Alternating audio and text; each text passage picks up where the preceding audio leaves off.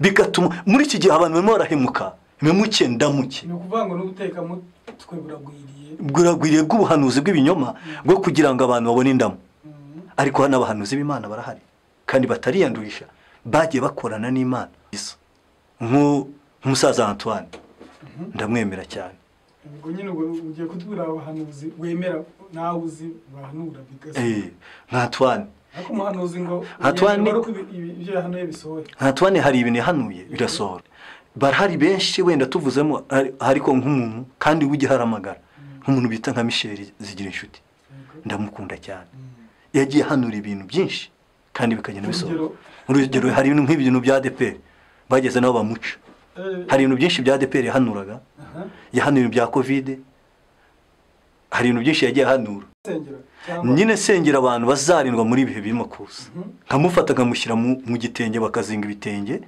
nkarimba yakora Zaburi ya mbere.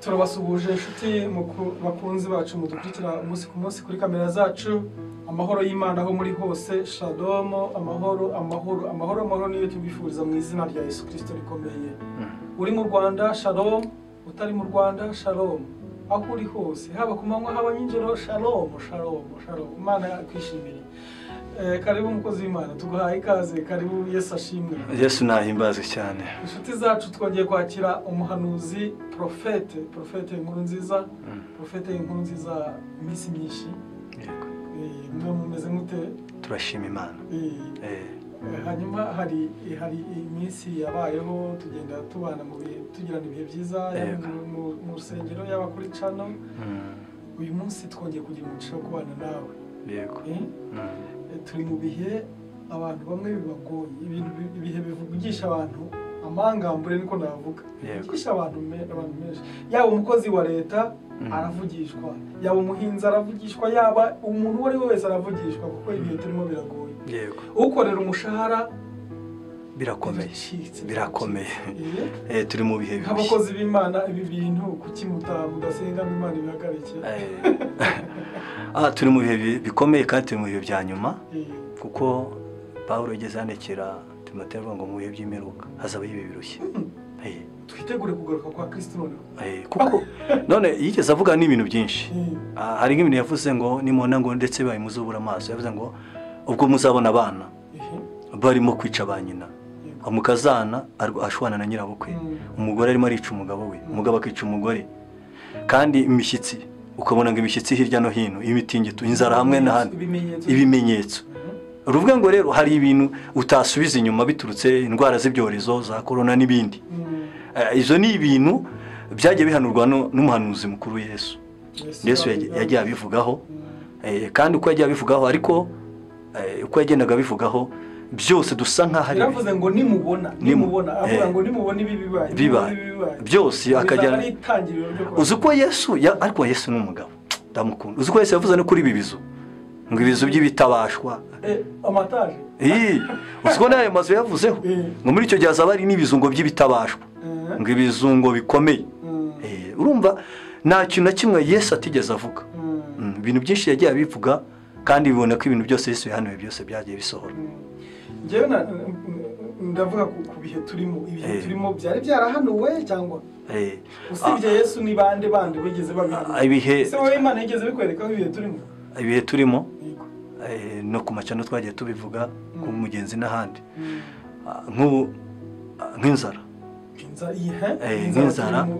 nagiye kenshi na kenshi Imana impishura ko nta muntu itarimo kugeraho yaba umukozi wa leta uhembwa 200 ngahe nimba wahembwaga 400 wenda cyangwa 500 ukaba urimo kujya ku isoko wakubita imibare ugasanga nayo wahayishaga ntibihura ayo konsumaga urumva ko bikomeye urumva ku muhinzi we bikaba ibindi umuhinzi we umuntu utunzwe n'isuka gusa mu cyaro biranakomeye barya utugora ariko twanashize mu cyaro ibintu byakomeye nk'ubu ntabwo tuje kwamamaza inzara ariko tugira ngo tumenye ko umukozi w'Imana ashobora kwitwaramo umwana w'Imana ashobora kwitwara muri ibi bihe mu cyaro hari inzara basanga kandi hariyo icyo bita umujura agatoki uragira gutya ubu ngubu ufite urutoki ararurarira da urumva rero ibihe by'inzara byagiye bihanurwa ndibuka mbere y'iyi covid mbere y'iyi covid nigeze nari mfite groupe bita Injira Umugisha, ni groupe ngari cyane ubu ari i Kigali. Injira Umugisha n'ubu bamwe ari i Kigali, abandi bari hirya no hino, kandi turanabasuhuje abari i Kigali hose n'ahandi, wari n'abagiye hanze. Ni igihe kimwe nigeze turimo gusenga, Imana yatuganiriza irambwira ngo tangira umubwire ngo nimwige gusenga, kuko icya mbere hagiye kubaho ibintu bikomeye, kandi icyo gihe hariho umurengwe. Iravuga ngo hagiye kubaho ikintu bita ntabwo nigeze mvuga covid, mvuze ngo nari nzi covid ngo ikintu biki nambeshye, ariko Imana irambwira ngo vuga ngo hagiye kuba ikintu kigiye kuzatuma buri muntu wese areba undi ntamusuhuza, kandi hagiye kubaho ikintu ku buryo ukomeye n'uworoheje isi yose abantu bose bazaca bugufi bakareshya.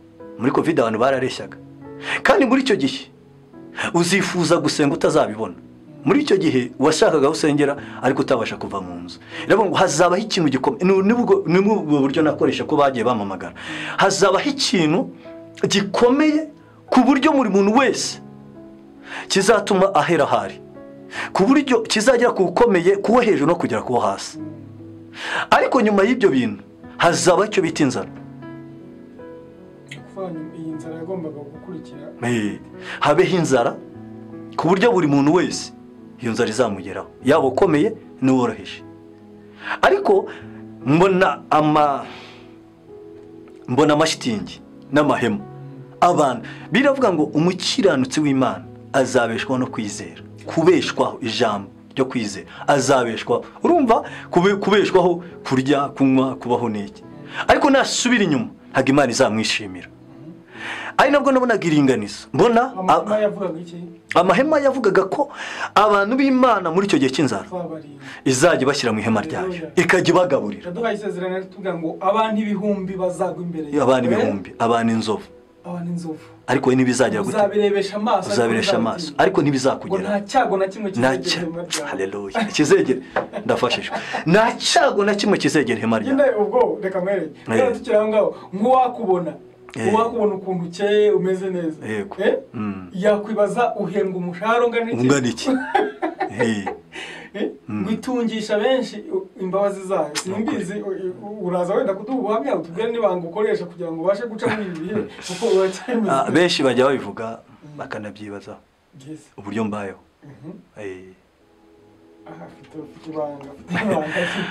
Ni ukuvuga ngo icyo gihe njye nafashe ibitenge ntangira no gushyira abantu mu mahema mwiyereko. Oya, njye mbikora, narabikoze. Nyine sengera abantu bazarindwa muri ibihe birimo kuza, nkamufata nkamushyira mu gitenge, bakazinga ibitenge, nkarimba ya korasi, ihema ry'Imana tuzaryugamamo.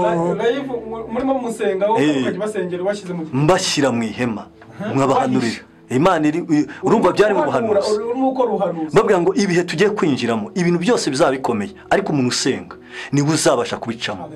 Ari nabwo Imana inyereka abahanuzi benshi batandukanye, bahanura dushyizemo nanjye urashyiramo ahubwo abantu benshi babeshya.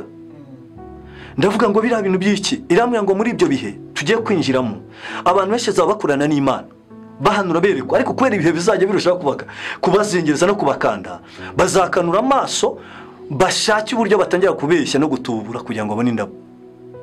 Umwe avuge ngo mbonye ngo Imana inyeretse hari ibintu bitabye wawe, abakomisiyoneri aze abwira umuhanuzi waho ngaho, azatateye ko amazina y'abo ngabo, azahamagara umuntu muri kuri telefone avuga ngo Imana inyeretse witwa Kajeni, utuye ahantu gutya mu maduka hakata gutya hano nyine, kandi Imana inyeretse ufite umwana mutoya, ufite n'umudamu muherutse no kurwara, byagenze gutya, ati kandi gutya, ati kandi inyeretse usohotse utaha mu kayira kameze gutya. Aho hantu rero inyeretse hari ibintu bahatabye, nibyo birimo gutuma murwara.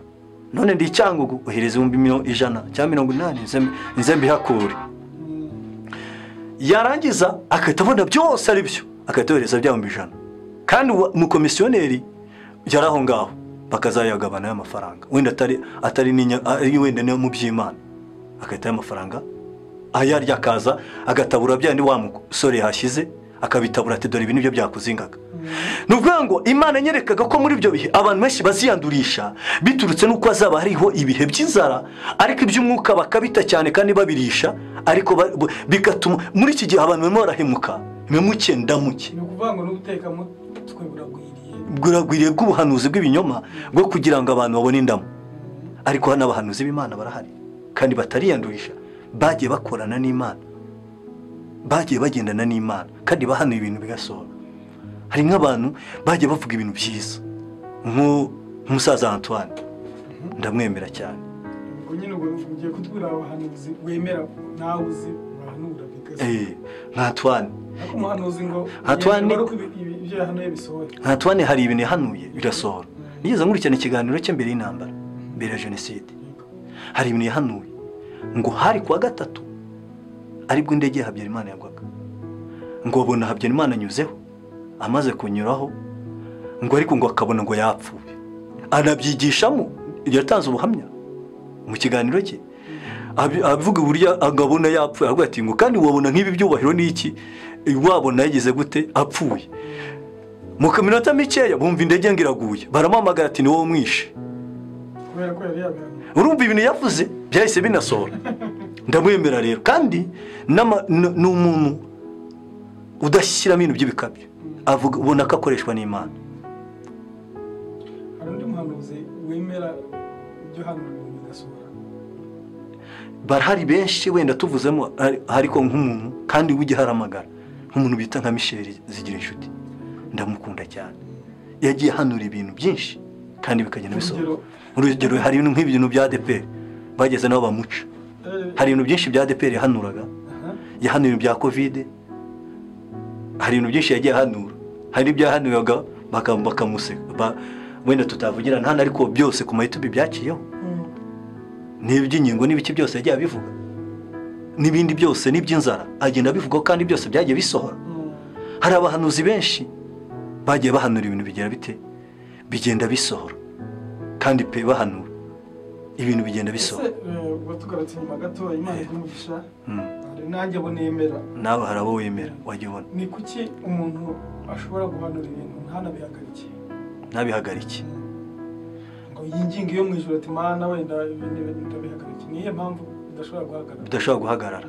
Abantu barushaho gukomeza kuba babi. Ibintu bibi cyane rwose kuki abantu urabona Inenewe Yona yaragiye arahanura amaze guhanura arangije aritegera ariko ukuntu bapfa ariko umwami waho yambara ikigunira aca bugufi ararira abwira minisitiri abadepite abwira inka zabo arazisonjesha aravuga ati mufate ibihe byo gusenga mwiriza ubusa Imana yacu hari yatubabarira kuko hari igihe ubwirwa ikintu ugasanga kikuriho utakiyemera ngo uvuge ngo wihagarareho waca bugufi Imana ikakubabarira. Rero Imana irangije iki Yonategera areba ukuntu umuriro w'Imana ugiye kubatwika kandi Yona n'umundi byari inzigo y'iwabo wenda ibyo ntabwo twabitindaho. Arangije Imana irababarira aranababara. Urumva hari yo Imana kenshi na kenshi burira abantu ntibakomeze. Nk'ubu urugero hari ibintu Imana yagiye ikora hari igihe habaye inzara ariko Imana itanze ibyo kurya babyita amazina muri iki gihugu cyacu cy'u Rwanda. Ntabwo bizi se umurengo ibirayi babyita ngo uko bashaka ibijumba babyita uko bashaka. Urumva ibintu byose babyita amazina kubera iki bari babibonye kandi bari bavuye mu nzara mu 2000. Imana rero hari abantu yagiye inyuma iravuga ati kubw'umurengo n'ibyo murimo gukora ndonye ndagarutse. Ubu noneho hari inzara utabasha no kubona ibyo ari byo. Mugani yitwa ngo iki? Iyi ni wamenya n'amazina nuko wayita kuko nk'ubu imvura imiragwa ariko nubwo imvura irimo kugwa ikiro cy'umuceri kiragura 1500. Uwo feke uwo mu Tanzania bagura 8. Ni ukuvuga rero iyi nzara gukora ku gitoki ibyo ni ibindi igitoki cyo ni 20-30. Kandi insina zirahari n'imvura imiragwa ukambwira ibitoki biri ariko ugasanga igitoki cyagura 20-30. Nta mukene ukirya igitoki. hari umuntu nemera nanjye wigeze guhanura iyi nzara ariko umukozi w'Imana witwa Pamfile baramuzi kuri Beura TV nawe yahanuye iyi nzara kandi inzara yaravuze ati inzara nabonye itandukanye n'ibyo n'izindi nzara zose kandi noneho umva igitangaza bigiye gushira noneho umva ahubwo igitangaza iyi nzara irakomeye ariko si nayo nzara ni nk'agatonyanga ushatse kuvuga ko inzara itaraza irakomeje izuba abantu bajyaye inzara ni ukuvuga ngo ibi bintu birimo kuba ntabwo umurengo urimo gushira nubwo abantu bashonje none se umuntu asambana ko adahaze abantu birwana mu bapfumu bajya kuraguza ngo barogesha abandi baterekera abandi bakora ibiki abagambana bashimutwa bakora ibiki babikora kubera ko badahaze ubugome ibundi Imana ikora akantu gato ubu ni akantu gato Imana yakoze ngirebe ko abantu bacamo ibyo mbwira ntabwo tugamije gutera abantu ubwoba ni iki umuntu cyangwa abantu bakora ni igihugu cyagikora cyangwa n'abantu ku giti cyawo ni iki umuntu yakora kugira ngo ibintu bihagarare ikintu umuntu yakora imbere y'Imana igihugu kibikoze byaba byiza cyane ko banabyumva yego Imana yabyumva banabyumva ni ukuvuga ngo hari ibintu mwibanga wenda tutavugira kuri kamera niki ariko hari ibintu birimo gukorerwa mu gihugu Imana ihazi cyo ni icyambere ibyaha n'akarengane hari akarengane ku bantu abantu bararengana ubu uravuga ngo jenoside yararangiye ariko jenoside biriho uyu munsi irenze yabaye ni nko kuvuga ngo iyi nzara imvura igwa ukaba utabisobanura none reba nk'umuntu arakwanga akajya kuzinga ubukwe bwawe ubukwe bwakabuzinga neza wajya gukora ubukwe hari umuntu wageze mu bukwe ageze mu bukwe apfa ari mu bukwe kuvuga ngo byinshi bibakorwa n'abarozi abarozi abagome ubugome akajya gucisha akaza akabiguha abandi baragambanira igihugu cyuzuye abarozi gusa se uburozi burimo burakorwa urumva ubugome buramurenga akajya no kurogesha hari abaroga akarenga n'imipaka akambuka akajya gute abana baraborwa imivuduko umuntu akajya yifata akava nakire turimo turabasengera Imana igashura ko yarozwe na nyirasenge yarozwe na nyirarume yarozwe n'imiryango yarozwe n'abo bavukana ukibaza hari jenoside irenze ubugome buriho ni ukuvuga ngo ibyo nibyo birimo gukurura uburakari bw'Imana ikatwima amatwi umuntu arafata ni ukuvuga ngo umuntu arakwereka ko aragusekera ariko agakora ubugome abantu bafitanye ubugome abantu bafitanye ishyari abantu baranganye abantu bafitanye izangano ubundi n'ubu ufite kubera ubugome n'ishyari n'iki n'ibiki ntashaka no kureba mugenzi we abantu ntibakunda ngo amahurunguru yuzuye yigezeho Samariya Siriya yaragose iravuga ngo ntibazajya guhaha ntibazajya kujya guti ariko ngo warangije bose baca bugufi barasenga barihana bararira Elisa arabasengera umwami naravuga ati koko Elisa watuvuganiye kuri iyo mwana yawe tugeze aho abana baribwa kuko umwe yari umwana aravuga ati rero inzara twirire umwana wacu bamaze kumurya akabiri karaza umwana arasekara arishima ejo nyina aravuga ati oya mwana wanjye ntabwo tumurya undi tipo twari iwanjye ariko arangije avuga iki bajya kurega ku mwami atuma Elisa aravuga ati Elisa watuvuganiye kuri iyo mana yawe ariko hari icyo yakora Elisa aravuga ati nicyo twashakaga bivuye ngo rero igihugu bahereye hejuru bakavuga ngo nimusengere igihugu cyacu inzara irimo ubukene burimo tubashe gusenga duce bugufi twihane Imana yatubabarira ariko nubwo hazaba hinza kabamba ihema ku gihugu kabamba ihema ku gihugu cyose igihe wageraga ryo yerekwa gusubira inyuma by'amahema kuki utasengeye igihugu cyose mu kibambeho narasenze pe ngiye narasenze mbona abantu babi mbona nta bwisho bafite ndabaza ngo ni biki nkabona umuntu ikubise aseshwe n'inzara ariko nkabona usenga arashisha ameze neza numva ngo banjye ngiye kubatunga ngo uba mu bwihisho bw'isumba byose azaba mu gicucu cyishobora byose Imana ikomeze kuba mu ihema irambwira ngo kandi igituma Imana inababaye cyane abitwaga ko basengaga urumva nibo barimo batubuza barimo kubeshyira Imana kugira babone indamo barimo barabeshyira Imana batwongesha uburakari bw'Imana icyo ni icyambere hari abasengaga Imana ibagira neza igenda ibazamura abo nibo barimo gukora ibyaha bitandukanye abantu ni ukuvuga ngo abantu basengaga barimo barandura abantu bakomeje kurushaho kuba babi niba abantu barasengaga akaba avuga ko n'Imana itabaho, atari n'imuhe ubutunzi, atari n'imuzamura, niyo mpamvu izaze igakoramo. Ariko ubwo izakoramo nese muri ibyo wijana na 19 bivuze ngo abanga Imana nibayisenge bazapfa bose be kwibukwa. Urumva ko kandi abanga Imana nibayisenge hari bizabahitana. Haleluya. Bivuga ngo rero iryo hema nabonaga rijyamo abantu basenga, abantu bakirwa n'uzi Umwuka Wera, aho navugana n'Imana. Imana igiye kirajya biravuga ngo ikunda abayikunda kandi abayishakana umwete niho bagiye kuyibona. Hari abantu bashakana Imana umwete, hari abantu begera Imana, hari n'abarimo kubeshya Imana. Imana rege kwifatira abaye. Niyo mpamvu hari ibintu byinshi bizaza kandi hari ibintu bizaza. None se reka nkubwira kandi kandi Imana igiye kumanura ubutunzi ku bantu batandukanye babubona. Abantu bakiri bakiri kandi hari n'abirimo kubikorera, ariko kubera ko abantu bamaze kubeshya Imana, bamaze kubabaza Imana, imodoka uyiboneye ubutunzi ariko ujya urya igitoki cyokeje, ntabwo urimo kubona se byaranasohoye ibyo ngibyo. Ukaba ufite amamiliyoni n'amamiliyari, ariko kubera ko wabaje Imana ukarwara kanseri n'ibifu n'ibiki byose, ukajya unywa amazi yonyine atana ziri mu kabati. Ibyo Imana yagusezeranyije ikabisohoza, ariko ntubyishimemo. Hari abo Imana igiye guha ibyayo, nimara kubisohoza ibibasoze babiri. Nuko abantu barimo guhunga Imana. Wowe Imana ivuganye nawe uguhaye isezerano, irabisohoza kugira ngo iyo itaba idahinduka umubeshyi imbere yawe. Irimo irabisohoza, ariko kirimo kubisohoza. Niyo mpamvu n'abantu barimo kurwara ibirwara utamenya ubwoko bwabyo. Hariho abantu barimo kurwara indwara zituruka ku minyafu y'Imana, hari n'abantu barwara indwara zituruka ku badayimoni. Niyo mpamvu rero dusengera abantu barwara indwara zituruka ku badayimoni zitazikira, ariko bari mu minyafu. Urumva Imana iguhaye amafaranga, uzi ko abantu Imana iha amafaranga avuga akijijwe yuzuye Umwuka Wera, agatangira kunywa inzoga, kwiga kunywa inzoga. Rega hariho umuntu utanywa mitsingi kuko atabasha kuyigurira, ariko Imana yasohoze isezerano akajya kuyigura, akavuga ati iyo nkwe bya fanta bimbyimya mu nda, akajya yinywera inzoga da.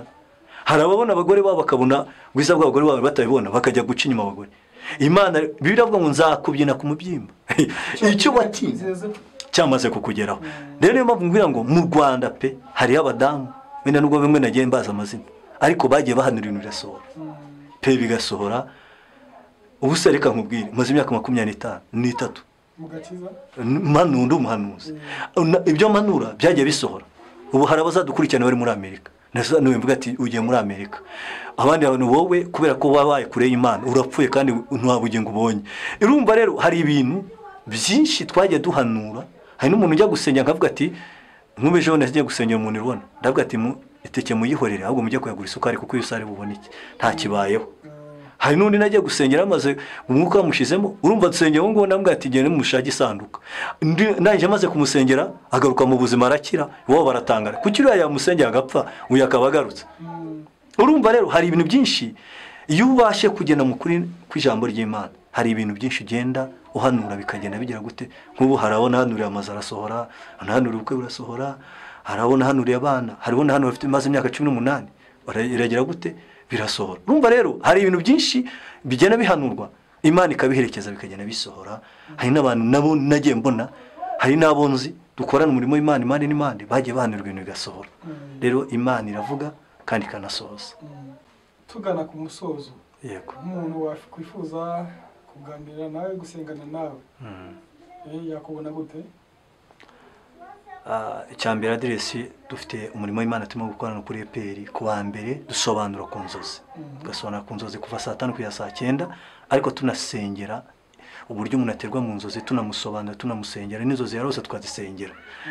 Ku wa gatatu nabwo tuvuga ku masezerano. Hari abantu bibeshya amasezerano ko batayafite, ariko tugagusobanura ku masezerano y'Imana. None ku wa kane mura n'umuntu ku giti cyangwa kuri EPR, dufite icyumba kuva saa 5 kugeza saa 10, ukaza tukagusengera ku giti cyawe wenyine, ukatura tugasengera uburwayi bukomeye n'ibindi byifuzo. Ku wa gatanu hari icyumba rusange cyakimo abashyitsi, kirimo abavuga butumwa baturutse impande n'impande, abahanuzi, abaririmbyi n'abandi, n'igiterane gikomeye ku wa gatanu saa 3 kugeza saa 9 saa 10 gutyo. Wambona rero yambona ku nomero zanjye ni 07 82 54 38 73. Imana y'amahoro iguhe umugisha. Hanyuma sengera inzara mu izina rya Yesu n'amahema Imana yongereye ibambe ku bantu bayo nanjye irimbambeho mu izina rya Yesu. Mana akajene arimo arisabira uburinzi buva kuri wowe kandi nanjye niko mbwisabira niko dusabira abana bacu niko dusabira igihugu cyacu cy'u Rwanda Lastico Stephoma Dashomene Gre imbaraga zose zirwanya igihugu cyacu zose zigireyo reka utange ibyo kurya utanga ibyo kunywa ariko hindura imitima y'abantu abantu barimo gusana barimo kwiyanduza barimo gukora ibyaha barimo kugambana barimo kubeshyirana abantu barimo gukora ibyaha byose bibashe gushyira abantu bahinduke kugira ngo Imana ibashe kwigarura igire ibintu yakora mu gihugu cyacu cy'u Rwanda itange ibyo kurya itange ibyo kunywa ikiza indwara sobanura bidasobanutse tange urukundo abantu babohoke mu izina rya Yesu Kristo dusengera abantu kugira ngo ibyifuzo abantu bose bafite turabisenge kugira ngo bashe kubisubiza turahagarika imbaraga zose z'abademoni zimo gukora mu gihugu cyacu zibashe kuba kure kandi ubashe gushyiraho uburinzi kuko Imana ibikoze mu izina rya Yesu Kristo amen. Imana iduhane umugisha umuntu wari dukurikiye n'ikiganiro cyakuryoheye cyangwa twagikunze kora share hari ibyo ubona bitagenze neza cyangwa bitumvikanye watwandikira muri comment biremewe hanyuma ugakora subscribe nimba utarayikora. Imana iduhane umugisha turabakunda shalom Shalom. Zaburi ya mbere.